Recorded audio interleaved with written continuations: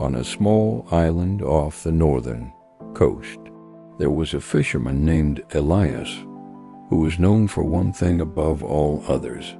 He always caught fish, not sometimes, not in good seasons, always. While other boats came back half empty, Elias returned with a full hold. For 20 years his neighbors watched this and assumed he had a secret location or special equipment or simply extraordinary luck. None of them were right. The young fisherman always left first, before sunrise, before the harbor master, before their coffee had cooled.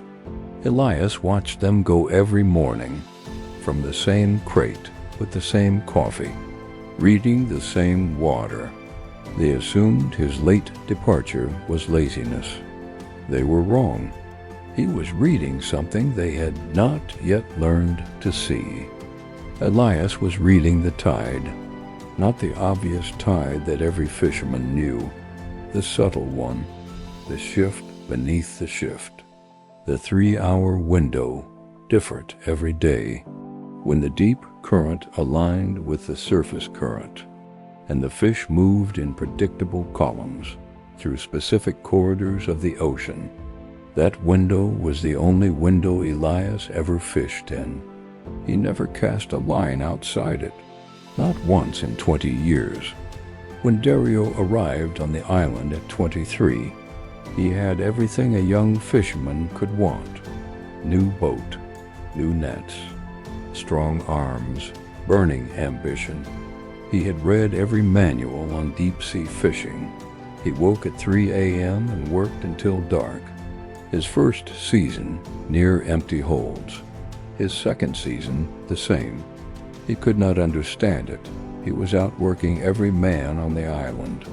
The only person consistently outproducing him was a 60-year-old man who left the harbor 3 hours after everyone else. At the end of his second failed season, Dario swallowed his pride and asked, "How do you do it? I work harder than you. I leave earlier. I have better equipment, better maps. And you catch 3 times what I catch every week. What do you know that I don't?" Elias looked at him for a long moment. Then he said, "Sit down, drink your coffee, and watch the water with me." They sat for 2 hours. Dario's leg bounced. His hands moved constantly. He checked his watch 4 times in the first 30 minutes. Elias did not move. He simply watched the water. At the end of the second hour, Elias stood. "Now," he said simply. They launched the boat. Within 40 minutes, the hold was filling. Dario stood in the boat, staring at the nets, in complete disbelief. "What just happened?" Elias smiled. "The tide told me." Over the following months, Elias taught Dario everything he knew about timing, not just tides, everything. "Most men," he said one afternoon, "confuse movement with progress. They believe that the man who leaves first is the man who arrives first. But the ocean does not reward speed, it rewards alignment. You cannot bully the sea into giving you what it is not ready to give.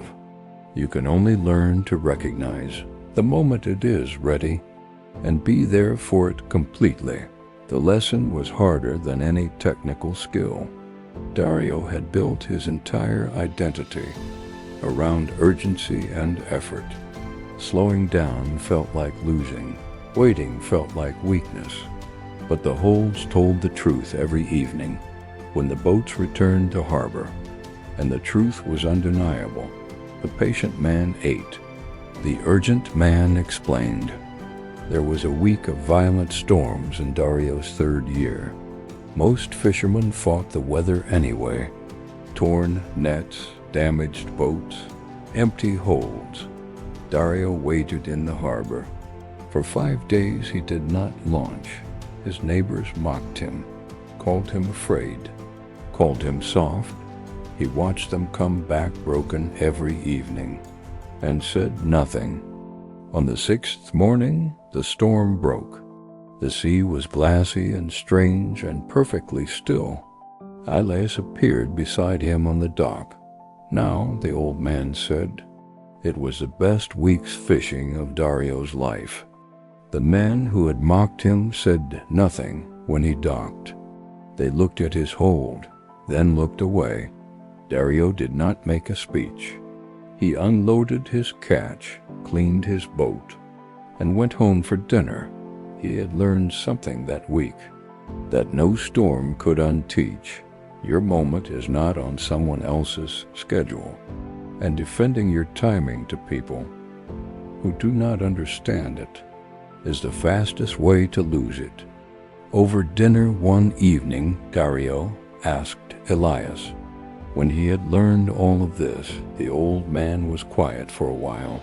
Then, I learned it the hard way first. I was you at 23. Loud, fast, certain. I fought the tide for 3 years. The tide won every time. Eventually I stopped fighting and started listening. And the day I started listening, the ocean started providing. He refilled his cup. The sea was never my enemy. My impatience was. In his final years, Elias taught anyone who asked.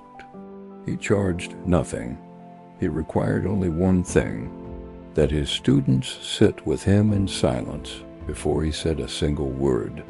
If you cannot be still, he always said, you cannot receive what I am about to give you. Stillness is not the absence of work. It is the highest form of it. Most young men struggled with that first lesson, more than any technical skill that followed. But the ones who mastered stillness always mastered everything else. Elias died at 74 in the harbor, in his chair, watching the water as he always had. The island held a gathering in his name. Fishermen came from 3 neighboring islands. Several of them had never met him, but every one of them had been taught by someone he had taught. His patience had traveled further than he ever had. A quiet man who moved only when the tide said move had somehow reached further than all the urgent men who left the harbor before sunrise every morning and returned with less. Dario now sits on the same crate, drinks the same early morning coffee, watches the same water, and every season a young fisherman approaches him with the same burning urgency. He once carried himself. He always listens to the full question. Then he says the same thing Elias once said to him. Sit down, drink your coffee, and watch the water with me. Most of them shift in their seats, check their watches, bounce their legs. Dario says nothing. He simply watches the water and waits for them to find their stillness, because he knows, the way Elias knew, that a person cannot be taught timing. They can only be placed in the presence of it, long enough to recognize it in themselves. The harbor still stands. The tides still shift. The fish still move through invisible corridors, at windows that only patience can detect.